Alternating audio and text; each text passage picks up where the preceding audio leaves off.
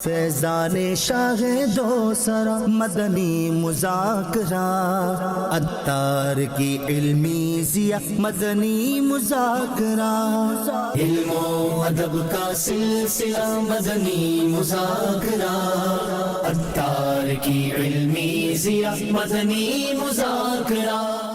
الحمدللہ رب العالمین والصلاة والسلام علی خاتم النبیین، اما بعد فاعوذ باللہ من الشیطان الرجیم، بسم اللہ الرحمن الرحیم، الصلاة والسلام علیک یا رسول اللہ وعلی آلک واصحابک یا حبیب اللہ، الصلاة والسلام علیک یا نبی اللہ وعلی آلک واصحابک یا نور اللہ۔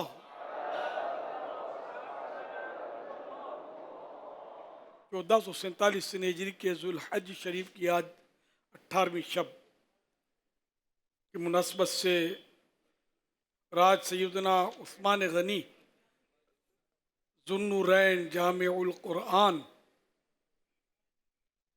کا شب شہادت بھی آپ کی 18 کی نسبت سے زیادہ درود و سلام پیج نمبر 5 سے فرمان آخری نبی صلی اللہ علیہ وسلم نمبر 18۔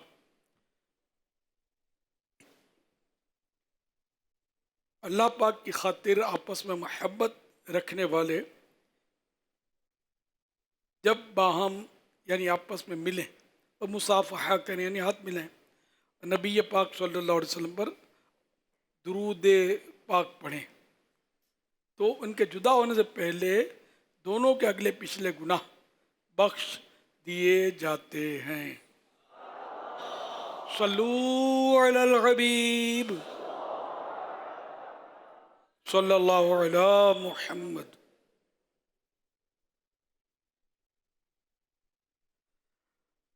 پہلے تو یہ عرض کروں کہ جب میں حاضر ہوا تو کچھ اس طرح بھائی کھڑے ہو گئے، بیان بھی جاری تھا، تو اس میں عرض یہ کہ جب کوئی عالم قرآن و حدیث کے بارے میں بیان کر رہا ہو، دین کے مسائل دین کے احکام بیان ہو رہے ہوں، تو اعلیٰ حضرت رحمۃ اللہ علیہ نے ایسے موقع پر ادھر ادھر دیکھنے سے بھی منع فرمایا، نہ ٹیک لگائے، نہ بات کرے، نہ ادھر ادھر دیکھے، بلکہ یکسوئی کے ساتھ سننا ضروری ہے جو سننے کے لیے حاضر ہوئے ہیں۔ اور یہ سمجھ میں یوں بھی آتا ہے کہ ورنہ غلط فہمی کا بھی چانس لیتا ہے۔ پھر ایک احترام کی بات بھی ہے، اب کوئی بیان کر رہا ہو اور سارے لوگ کھڑے ہو جائیں اور دوسرے کا استقبال اور نعرے، آپ بتائیے بیان کرنے والا بیچارہ کیا کرے گا؟ اس پر جو کیفیت ہوگی کہ یا زمین پھٹے میں سما جاؤں، تو اتنی شرم آئے گی اس کو، یا بادل میں چلا جاؤں اٹھا لے کوئی مجھے۔ اب وہ بول بھی رہا ہے بیچارہ، نہ بولے جا رہا ہے، مجبور ہے کہ اس نے بیان تو اپنے جاری رکھنا ہے، لیکن اس کو جو کوفت ہوتی ہوگی، پریشانی ہوتی ہوگی، یہ وہی سمجھتا ہوگا، یا آپ میں سے جس کو تجربہ ہو وہ سمجھتا ہوگا۔ تو اللہ کرے کہ یہ بھول آخری ہو۔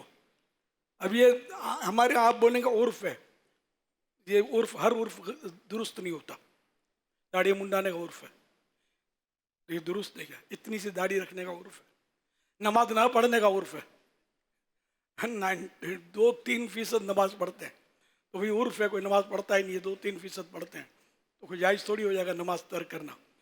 100% لوگ بھی نماز نہیں پڑھیں گے تب بھی نماز فرض ہی رہے گی، کوئی رعایت بھی نہیں ملے گی اس میں۔ اس لیے ہر عرف درست نہیں ہوتا، کون سا عرف درست ہوتا ہے کون سا نہیں ہوتا، یہ علماء ہم کو بتائیں گے، ٹھیک ہے نا۔ اب بعض عرف ایسے ہوتا ہے کہ جو خود سمجھ میں بھی آ جاتے ہیں، روزہ نہ رکھنے پر بھی اب ایسا لگتا ہے عرف طرح کا ہو گیا ہے۔ پورے اللہ کے بعد ایسے ہوتے ہیں کہ جہاں پتہ ہی نہیں چلتا کہ رمضان لوگ دن میں کھا پی رہے ہوتے ہیں، کہ مسلمانوں کے ملک میں یہ حالت ہے۔ تو اس لیے وہ آئندہ خیال رکھیے گا، کھڑے نہ ہوا کریں۔ آپ کھڑے ہو جائیں گے، جن کو سننا ہے وہ کنفیوز ہو جائیں گے۔ ایک تعداد تھی بیٹھی ہوئی سن رہی تھی، تو وہ بھی کنفیوز ہو گئے ہوں گے کہ کچھ کا کوئی تو نعرے تو برسات ہو تو نہیں، یار یہ موقع نہیں ہوتا۔ آپ تو امت کے رہنما ہیں، آپ کو تو آگے امت کی رہنمائی کرنی ہے، اس لیے احتیاط فرمایا کریں۔ میں کل پہلے دن بھی عرض کیا تھا کہ میں جب آؤں جاؤں کھڑے نہ ہوا کریں، آپ کو یاد ہو تو میں منع کیا تھا، میں بیٹھے رہیں گے، کھڑے ہوں گے تو رش بہت ہے، بیچ سم بیس، پھر کسی کو کونی لگے گی، کسی کو ٹانگ لگے گی، اور دل آزاری، حق تلفی، تیری جگہ میری جگہ، یہ پھر بحث یہ بھی ہوتی ہوگی، سب ہوتا ہوگا، تب نہ جائیں، بیٹھے رہیں۔ اگر آپ چاہتے ہیں کہ ہم آئیں گے تو آنے والا خوش ہو جائے گا، تو میں تو منع ہی کر رہا ہوں نا، مجھے یہ خوشی نہیں چاہیے، مجھے آپ چاہیے، اور اس حال میں چاہیے کہ آپ ہم کو سنیں، دل میں اتاریں، آگے اس کو آگے بڑھائیں، سنتوں کی دھومیں بچے۔ صلو علی الحبیب صلی اللہ علیہ محمد۔ تو آج الحمدللہ 1447 ہجری کے ذوالحج شریف کی 18ویں شب، حضرت سیدنا مسلمانوں کے تیسرے خلیفہ حضرت ذوالنورین جامع القرآن حضرت سیدنا عثمان ابن عفان رضی اللہ تعالیٰ عنہ کی شب شہادت ہے۔ تو اس مناسبت سے کچھ ذکر خیر حضرت عثمان غنی رضی اللہ عنہ کا۔ صحابی ابن صحابی حضرت سیدنا عبداللہ بن عباس رضی اللہ عنہما سے روایت ہے کہ امیر المومنین حضرت سیدنا ابو بکر صدیق رضی اللہ تعالی عنہ کے زمان خلافت میں قحط پڑا، یعنی بارشیں بند، اناج کی تنگی، قحط میں یہ ہوتا ہے۔ تو آپ رضی اللہ تعالی عنہ نے لوگوں سے فرمایا تمہیں کوئی تکلیف نہیں پہنچے گی یہاں تک کہ اللہ پاک تمہیں اس قحط سے نجات دے گا۔ پھر جب اگلا دن ہوا تو ان کے پاس خوشخبری دینے والا آ گیا کہ حضرت سیدنا عثمان غنی رضی اللہ عنہ کے پاس گندم، کنک، گیہوں اور سامان خوراک کے 1000 اونٹ آ رہے ہیں، کہ آپ تاجر تھے نا۔ پھر جب حضرت سیدنا عثمان غنی رضی اللہ تعالیٰ عنہ کے پاس گندم، کنک، اونٹ، گیہوں اور دیگر کھانے کی چیزوں کے 1000 اونٹ آئے تو اگلے روز تاجر لوگ آپ کی خدمت میں حاضر ہو گئے، دروازے پر دستک دی، آپ باہر تشریف لائے، ان سے پوچھا کہ کیسے آنا ہوا؟ تو کہنے لگے ہمیں معلوم ہوا ہے کہ آپ کے گندم اور دیگر اشیاء کے 1000 اونٹ آئے ہیں، آپ وہ ہمیں بیچ دیں تاکہ مدینہ منورہ کے ضرورت مندوں پر رزق کی وسعت ہو جائے۔ حضرت سیدنا عثمان غنی رضی اللہ عنہ نے ارشاد فرمایا اندر آ جاؤ۔ وہ لوگ اندر گئے تو آپ نے ان سے پوچھا تم لوگ ملک شام کے بھاؤ کے مطابق کیا نفع دو گے؟ انہوں نے کہا 10 کے 12، یعنی 2 گنا نفع دیں گے۔ آپ نے ارشاد فرمایا مجھے اس سے زیادہ نفع مل رہا ہے۔ تاجروں نے کہا 10 کے 14 لے لیں۔ فرمایا مجھے زیادہ مل رہا ہے، انہوں نے کہا 10 کے 15 لے لیں۔ آپ نے فرمایا مجھے اس سے زیادہ نفع مل رہا ہے، انہوں نے عرض کیا مدینے کے تاجر تو ہم ہیں، ڈیلرز، بزنس مین ہم لوگ ہیں، آپ کو کون زیادہ نفع دے رہا ہے؟ حضرت سیدنا عثمان غنی ذوالنورین جامع القرآن سید الاسقیاء نے ارشاد فرمایا مجھے 1 روپے پر 10 روپے منافع مل رہا ہے، تم اس سے زیادہ دو گے؟ انہوں نے کہا ہم اتنا تو نہیں دے سکتے۔ تو آپ نے فرمایا اے تاجروں کی جماعت، اس بات پر گواہ ہو جائے کہ میں نے یہ تمام اشیاء مدینے کے ضرورت مندوں کے لیے صدقہ کر دی ہیں، ان کو ڈونیٹ کر دیا مفت۔ حضرت سیدنا عبداللہ بن عباس رضی اللہ عنہ فرماتے ہیں میں جب رات کو سویا تو خواب میں رسول اللہ صلی اللہ علیہ وسلم کا دیدار ہوا۔ آپ صلی اللہ علیہ وسلم نے نور کی چادر پہن رکھی تھی، مبارک ہاتھوں میں نور کی چھڑی اور پاؤں مبارک میں جو نالین شریفین تھے، ان کے تسمے بھی نور کے تھے، نورانی تھے۔ میں نے عرض کی بے ابی انت و امی یا رسول اللہ لقد طال شوقی الیک، یعنی میرے ماں باپ آپ پر قربان، یا رسول اللہ صلی اللہ علیہ وسلم، آپ صلی اللہ علیہ وآلہ وسلم کی طرف میرا شوق بڑھتا جاتا ہے۔ نبی رحمت صلی اللہ علیہ وسلم نے ارشاد فرمایا میں جلدی میں ہوں۔ عثمان نے 1000 اونٹ کا بوجھ گندم، یعنی ایک اونٹ لدے ہوئے 1000 اونٹ گندم کے اور دیگر چیزوں کے صدقہ کیا ہے۔ اللہ کریم نے عثمان رضی اللہ عنہ کا یہ عمل قبول فرما کر جنتی حور سے ان کا نکاح فرما دیا ہے۔ صلو علی الحبیب صلی اللہ علی محمد۔ یہ اسلام کی شان ہے کہ حضرت عثمان غنی رضی اللہ عنہ اسلام کے کیسے عظیم فرزند ہیں، اور کیسے اور صحابہ کی عظمت کے بھی کیا کہنے، ایسے سخی کہ تاریخ میں اس کی مثال نہ مل سکے۔ آپ ایمان لانے سے پہلے دور جاہلیت میں بھی آپ میں کچھ ایسی خوبیاں تھیں، جیسا کہ دور جاہلیت میں بھی اپنی قوم کے شریف اور عزت دار لوگوں میں شمار کیے جاتے تھے، شرفاء قریش میں سے تھے، اور زمانہ جاہلیت میں بھی زمانہ اسلام دونوں میں آپ تجارت کیا کرتے تھے، بزنس کرتے تھے۔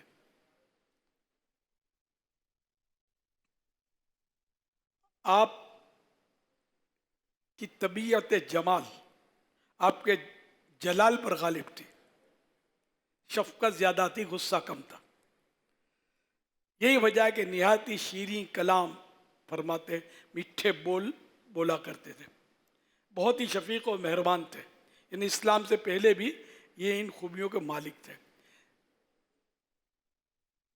جاہو حشمت، شان و شوکت کے مالک، نہایت ہی مالدار مگر شرم و حیا کے پیکر تھے۔ آپ رضی اللہ عنہ کی ذات مبارکہ تمام بری صفات سے پاک تھی، بلکہ جاہلیت کے دور میں بھی آپ ایسی با کمال صفات والے تھے کہ خود قریش کے لوگ بھی آپ سے بے پناہ محبت کیا کرتے تھے۔ صلو علی الحبیب صلی اللہ علی محمد۔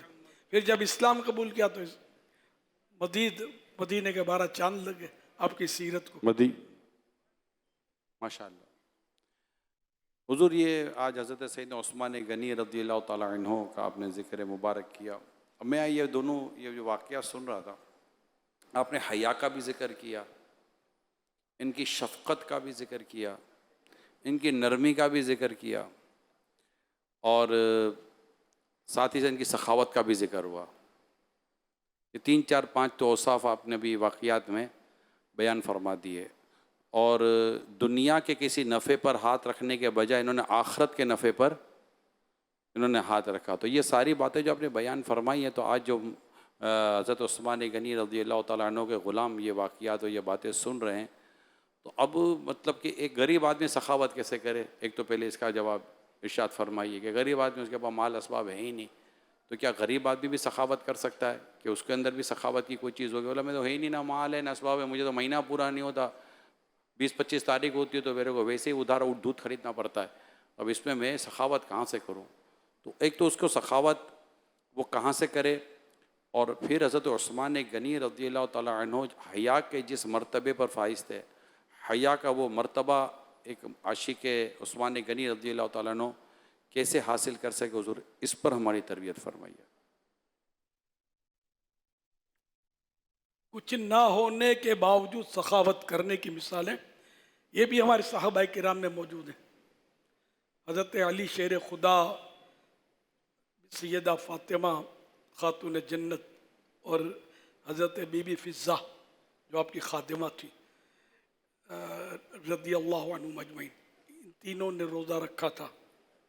افطار کے وقت جو کچھ تھا وہی تھا، کوئی سائل آیا اس کو اٹھا کر دے دیا، بغیر کھائے پیے پھر روزہ رکھا، پھر کوئی قیدی آیا اس نے سوال کیا، اس کو افطار کے وقت دے دیا، اور بغیر کھائے پیے روزہ رکھا۔ قرآن نے ان کی تعریف کی اور آیت مبارکہ نازل ہوئی. ایک شان نزول اس کا یہ ہے. وَيُطْعِمُونَ الطَّعَامَ عَلَى حُبِّهِ مِسْكِينًا وَيَتِيمًا وَأَسِيرًا، اور وہ اللہ کی محبت میں یتیم، مسکین اور قیدی کو کھانا کھلاتے ہیں. یتیم، مسکین اور قیدی کو، یعنی 3 دن انہوں نے مسلسل اپنا افطار کا جو بھی تھا وہ دوسروں کو پیش کر دیا. ایک دن یتیم، دوسرے دن مسکین، تیسرے دن یسیر یعنی قیدی. یوں بھی سخاوت ہوتی ہے. پھر حدیث پاک میں کہ 1 درہم لاکھ درہم سے بڑھ گیا، یہ نا 1 درہم لاکھ درہم سے بڑھ گیا، تو وہ کیسے؟ تو ارشاد فرمایا کہ کسی کے پاس 2 ہی درہم ہوں، سمجھو 2 ہی روپے ہوں، اور اس میں سے 1 درہم یعنی 1 روپیہ خیرات کر دے، تو یہ لاکھ درہم سے یوں بن گیا کہ یہ اپنا جو بھی اس کے پاس تھا اس کا آدھا راہ خدا میں دے دیا. اور لاکھ سے یوں بڑھا کہ جس کے پاس لاکھوں تھے، مثال کے طور پہ 10 لاکھ تھے، اس میں سے 1 لاکھ دیے، تو یہ آدھا تو نہ ہوا نا 10 کا، تو یوں آدھے والا بڑھ گیا. تو یوں اللہ کی راہ میں اگر دینا چاہے تو آدمی دے تو سکتا ہے. غریب بھی سخاوت کر سکتا ہے، خیرات بھی کر سکتا ہے، ایثار بھی کر سکتا ہے. غریب کو نیکیوں سے محروم نہیں، غریب تو خوش نصیب ہے. غریب تو جو واقعی غریب، صابر، جن کی تعریفیں حدیثوں میں آئی ہیں باقاعدہ کہ وہ 500 سال پہلے مالداروں کے مقابلے میں جنت میں جائیں گے. اس میں وہ غریب شامل نہیں ہے جو گلے شکوے کرتے اور جھوٹ سچ کر کے لوگوں سے مال بٹورتے رہتے ہیں، یہ شامل نہیں ہے. صابرین فقراء جو ہیں. صلو علی الحبیب صلی اللہ علیہ وسلم. ہم یہ سمجھیں کہ سخاوت کا تعلق مال سے نہیں دل سے ہے. اگر دل ہو تو غریب آدمی بھی سخاوت کر لے گا، اور دل نہ ہو تو مالدار سے بھی سخاوت نہیں ہو پاتی. یہ بخاری شریف اور مسلم شریف کی حدیث ہے. حضرت سیدنا ابو ہریرہ رضی اللہ عنہ سے روایت ہے کہ حضور نبی کریم صلی اللہ علیہ وسلم نے ارشاد فرمایا، مالداری مال کی کثرت یعنی بہت سارا مال ہونے سے نہیں، بلکہ مالداری دل کا غنی یعنی دل کا مالدار ہونا ہے. سمجھے؟ اسی حدیث کو شیخ سعدی رحمۃ اللہ نے اپنے الفاظ میں بیان کیا کہ بزرگی بعقل است نہ بسال، تمنگری بدل است نہ بمال. یعنی بزرگی عمر سے نہیں ہوتی، علم و عقل سے ہوتی ہے. عالم جوان ہے، بوڑھا ان پڑھ ہے، تو وہ جوان جو ہے نا یہی فضیلت والا ہے کہ بزرگ ہے جو عالم ہے. وہ جو بزرگ جس کو مطلب وہ کوئی آتا جاتا ہے نہیں دین کے معاملے میں، تو وہ بزرگ ان معنوں کر نہیں ہے. عمر میں بزرگ کہا جاتا ہے ہمارے ہاں، لیکن ایکچولی یہ بزرگ وہ بزرگ نہیں ہے جس کو ہم بزرگان دین میں داخل کریں. اچھا، اور تونگری بدلست وہی نہ بمال، اصل تونگری، اصل مالداری مال سے نہیں ہے، دل سے. دل کا غنی ہو، دل کا مالدار ہو تو وہ حقیقت میں مالدار ہے. ورنہ تو خزانہ تو قارون کے بعد بھی بہت تھا، لیکن قارون اپنے خزانے سمیت زمین میں دھنس گیا. مال سے دوا مل سکتی ہے، شفا نہیں خریدی جا سکتی. مال سے دوست بہت مل جاتے ہیں، لیکن مال سے وفا نہیں خریدی جا سکتی. جس دن مال گیا نا ادھر سے تو دوست گیا ادھر سے. ڈھونڈتے رہو، یا آپ کا دوست نہیں تھا، آپ کے مال کا دوست تھا. اسی طرح جو عہدے دار ہوتے ہیں، جو وزراء یا بڑے بڑے جو لیڈر ہوتے ہیں، یہ سمجھتے ہماری بہت ڈیمانڈ ہے، بہت لوگ ہم کو چاہتے ہیں. عہدہ چھوڑو، پتہ چلے گا کتنے 20 100 ہوتے، سلام بھی نہیں کرے گا کوئی. یہ تو یہ ہے سچا واقعہ میرے ساتھ ہوا ہے. میں باہر ملک کی بات کرتا ہوں، کوئی ترکیب تھی میری تعلقات. تو ایک وزیر وزارت میں بھی دیکھا تھا، اس کو اتر گیا، پھر بھی آنا جانا تھا میرا. وہ عرب دنیا کی بات کر رہا ہوں میں. تو اس نے مجھے ایک بار کہا کہ پہلے لوگ میرے پاس بہت آتے تھے، تو اب نہیں آتے. تو غالباً میں نے اس کو یہی کہا کہ آپ وزیر تھے، آپ کی وزارت کے پاس آتے تھے، تب وہ نہیں ہیں آپ تو کہاں سے آئیں گے. ففہم بس سمجھو اور غور کرو. امامت پر ہیں، عزت ہے، لوگ ہاتھ چومتے ہیں، امامت سے معزول ہوں گے، لوگ گلی بدل جائیں گے. اس امام صاحب نے ایسا کیا، اس کو نکال دیا گیا. یعنی اگر اس وجہ سے نکلے کسی وجہ سے تو مسئلہ اور خراب. اور کچھ بھی نہ ہو، ویسے ہی امامت چھوڑ دی، تب بھی وہ اٹریکشن نہیں رہتا لوگوں میں کہ وہ مطلب کوئی مان دیں زیادہ. یہ جنرل بات کر رہا ہوں، ایسا ہوتا ہے مطلب عام طور پہ، نہیں بھی ہوتا بعضوں کے ساتھ. عہدے کو زیادہ تر سلام، لیکن مذہبی عہدے پر پھر بھی عزت مان باقی رہتا ہے. جیسے علماء کا مان، بزرگوں کا مان، مشائخ کا مان، کہ جانے کے بعد بھی دنیا سے لوگ ان کا مزار بناتے ہیں، ایصال ثواب کرتے ہیں، عرسیں کرتے ہیں، دھوم دھام، مطلب ان کی شہرت ایصال ثواب کی ریل پیل. لیکن بڑے دنیاوی عہدے داروں کو کوئی نہیں پوچھتا ہوتا، جانے کے بعد آہستہ آہستہ لوگ بھول جاتے ہیں. صلو علی الحبیب صلی اللہ علیہ محمد. آج جیسے کہ حضرت سیدنا عثمان غنی رضی اللہ تعالیٰ عنہ کی یوم شہادت ہے، آئیے ایک اور منقبت بھی سنتے ہیں. تقدیر سے مجھ کو صحابہ کی ثنا خوانی ملا ہے، فیض عثمانی ملا ہے، فیض عثمانی. نبی کے نور دو لے کر وہ ذوالنورین کہلائے، نبی کے نور دو لے کر وہ ذوالنورین کہلائے. انہیں حاصل ہوئی یوں قربت محبوب رحمانی، انہیں حاصل ہوئی یوں قربت محبوب ربانی. تمہیں کو جام قرآن کا حق نے دیا منصب، تمہیں کو جام قرآن کا حق نے دیا منصب.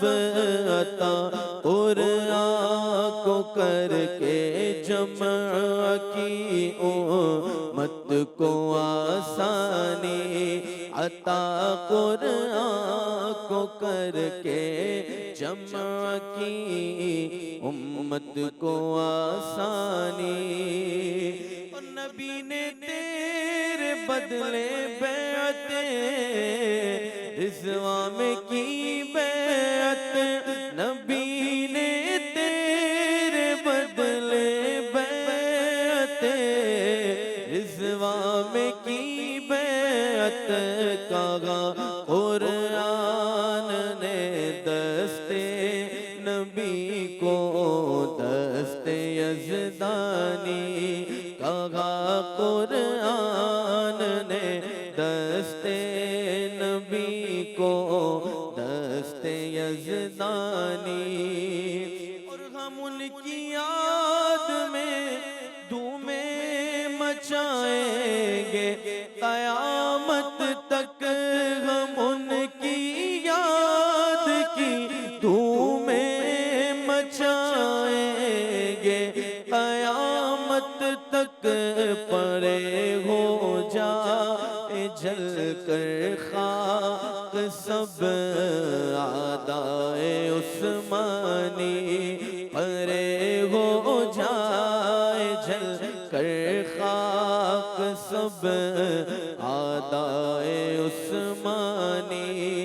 امام الاسقیاء کر دو عطا حصہ سخاوت کا، امام الاسقیاء کر دو عطا حصہ سخاوت کا.